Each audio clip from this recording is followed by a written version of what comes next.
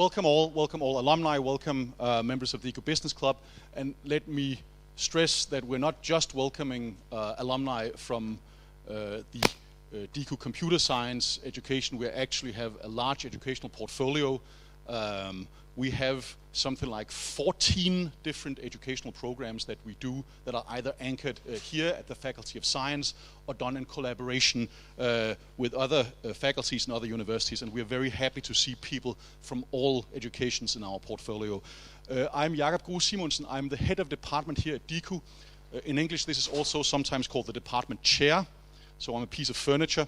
For those of you old enough, this is what was called initially institutbestyrer.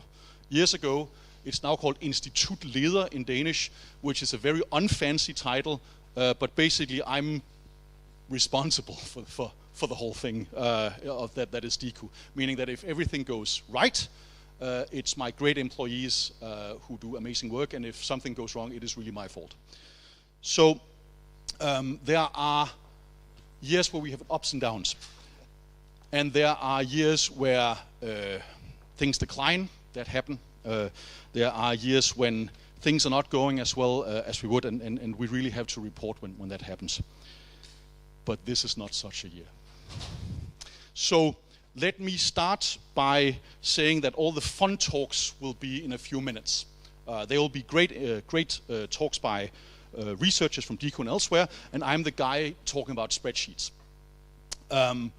One thing that's unusual this year, and that I usually don't talk about, is that we have had just recently the so-called Research Quality Assessment Report. So what is that? That is something that the University of Copenhagen does for all of its various departments around every 6 years. So basically this involves inviting an international panel of very high-profile researchers within the scope of the department. They then read our self-assessment report, they look at metrics, they come here, they talk to students, to faculty, and so on. And then they write a report where they essentially grade us. They also give lots of good advice on what we're doing well and how to improve. So the panel this time consisted of 4 eminent professors, 3 of whom are in the US system, which is a lot different than the European system, but which has created some, really nice way of comparing apples and oranges. When the panel came here, well, we paid them, of course, for the visit, but we also used them a lot. They met with more than 60 representatives from DIKU management and faculty, and lots of students. The panel visited 4 of the DIKU locations. It says UP1, UP5, that means Universitetsparken 1 and Universitetsparken 5. That's this building. Sigurdsgade, which is an old, venerable location here at DIKU. The new Pioneer Center for AI, which is located in the old Astronomical Observatory at Østervoldgade. And they had a tour of the labs, because DIKU is, of course, well, computer science and allied sciences are experimental sciences. So we, of course, have labs now. And then they wrote a report, and I am happy to say that they graded us so between the 2 very top grades. So we are internationally excellent / world leading. The criterion for world leading being that we are actually world leading across all subjects. And remember, these are US based, so of course we were compared to MIT, Stanford, and so on. So far, that is the best evaluation of all departments here at the Faculty of Science. And the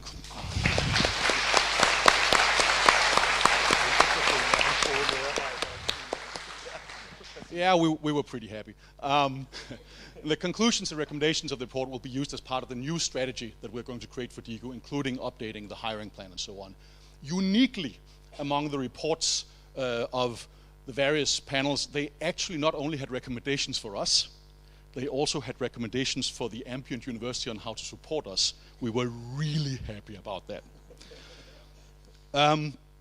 Then talking a bit about student intake. And remember, we have a very large portfolio of educations, and we've snagged a couple of the slides from the Faculty of Science and so on, and this is why it's a bit mixed in Danish and English. So if you look at these bars up here, that's basically the student intake across the various faculties at the University of Copenhagen. And the Faculty of Science is the largest, slightly larger than the liberal arts. And the computer science bachelor's educations on its own basically is the second largest at the moment. If you take the entire portfolio of things we have just at the Faculty of Science, DIKU and its educations is the largest.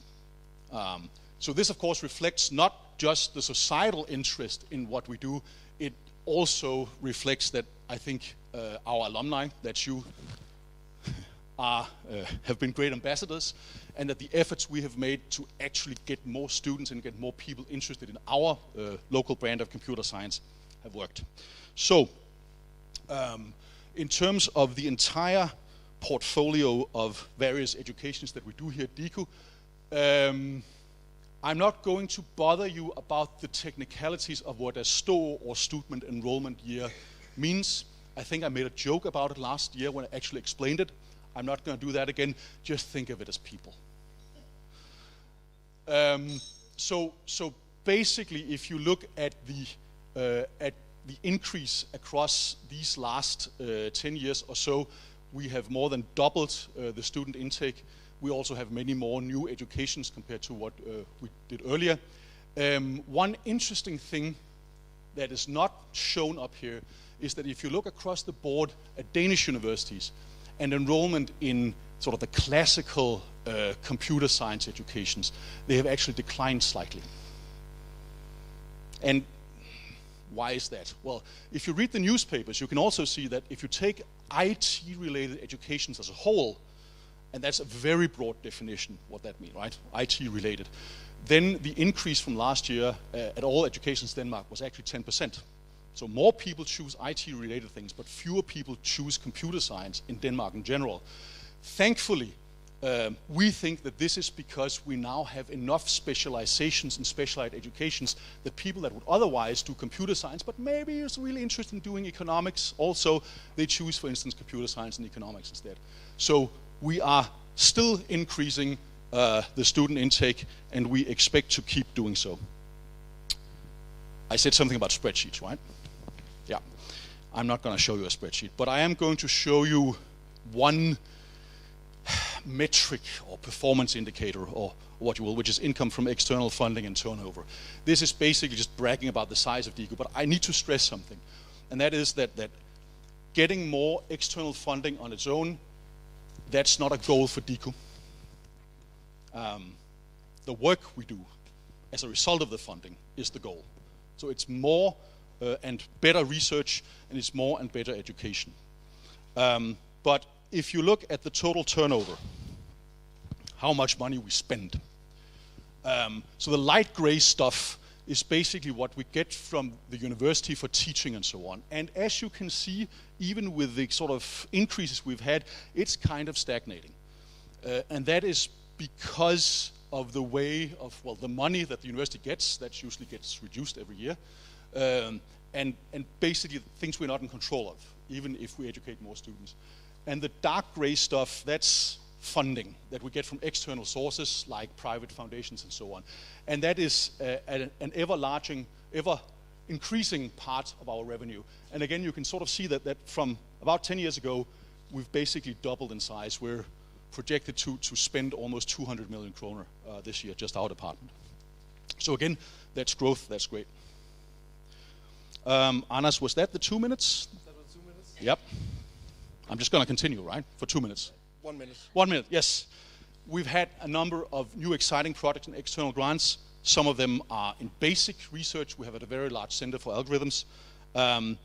We also had some great European success with, for instance, Professor Isabel Augenstein doing explainable and robust automated fact-checking. So basically AI and large language models applied for humanity and not against it. And we've had a couple of so-called Novo Nordisk Foundation's Challenges program that are doing the Lord's work elsewhere.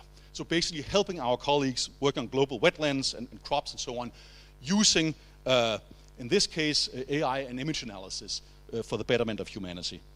We also have great success with some of our younger researchers. Desmond Elliott, who should be here somewhere, he's over there, got a Willem Young Investigator Program, one of the very prestigious grants that you can get here in Denmark and so on. And we absorbed the science high performance computing center, because where should it be if it should not be here? I'm just going very briefly, Anders, I still have 10 seconds left, right? We're also in the news, both international news and Danish news.